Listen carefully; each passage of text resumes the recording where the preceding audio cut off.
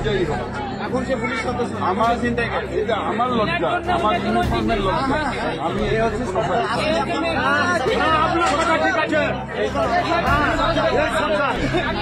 চাঁপাইনবাবগঞ্জে ছিনতাইয়ের অভিযোগে ফিরোজ রানা নামে পুলিশের এক সহকারী উপপরিদর্শককে 2 ঘন্টা আটকে রাখে স্থানীয় জনতা। গতকাল দিবাগত রাতে সদর উপজেলার ঝিলিম ইউনিয়নের হোসেনডাইং এলাকায় এই ঘটনা ঘটে।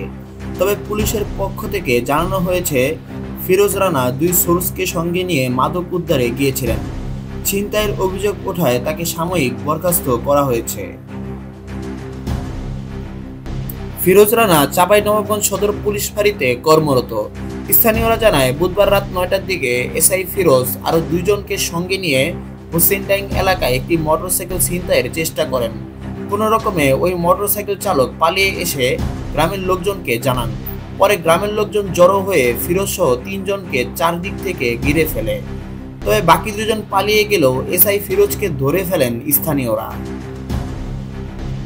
পরে খবর পেয়ে থানা ও গোয়েন্দা পুলিশের সদস্যরা এসে রাত 11:15টার দিকে তাকে উদ্ধার করে নিয়ে যায়।